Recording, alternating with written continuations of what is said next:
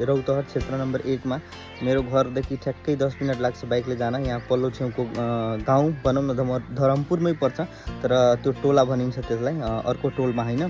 त्यहाँनिर चाहिँ के भयो, हिजो बेलुकातिर होलीको क्रममा दुईजना काङ्ग्रेस एमाले बिच झडप भएको छ पार्टीले गर्दाखेरि। अनि धेरै मान्छेहरू पक्राउ पनि परेका छन्। अहिले गरुडा जेलमा छ, चलान गरिएको। अनि एम्बुलेन्स आएको थियो हिजो, यहीँबाट मेरै घरको अगाडिबाट एम्बुलेन्स गयो। अनि घाइते भएका छन्, एकदिन मलाई थाहा छैन कतिजना घाइते भएका हुन् र उनीहरूको उपचार भइरहेछ अहिले।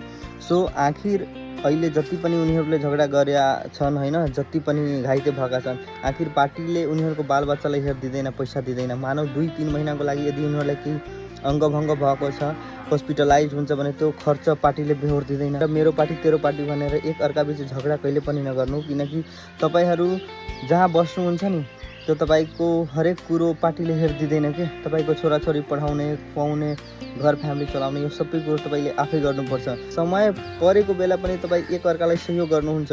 र आज तपाईँ मेरो पार्टी तेरो पार्टी भनेर अरूको लागि तपाईँ दुईजना आपसमा लड्दै हुनुहुन्छ, जुन कि तपाईँ दुवैजनाले एक अर्कालाई सहयोग गर्नुपर्ने ठाउँमा यसो नराम्रो काम गर्दै हुनुहुन्छ। यो पक्कै पनि नराम्रो काम हो र यस्तो नगरिदिनु होला। र सकभर यो पार्टीको नाममा होइन त्यस्तो कुनै पनि नराम्रो गतिविधि नगरिदिनु होला होइन, किनकि तपाईँको फ्यामिलीलाई मर्का पर्छ। तपाईँले केही भइहाल्यो भने तपाईँको फ्यामिलीलाई मर्का पर्छ, तपाईँले मर्का पर्छ। पार्टीले केही पनि हेरिदिँदैन। पार्टी बढीमा बढी इन केस केही गरिदियो भने तपाईँलाई 2-4 लाख रुपियाँ सहयोग गर्देला होइन, मृत्युपछि। त्यो पनि तपाईँ त खेर तपाईँको जीवन त सिद्धियो, तपाईँको फ्यामिलीको जिन्दगी त सक्यो। सो यस्तो काम नगर्नुहोस् के।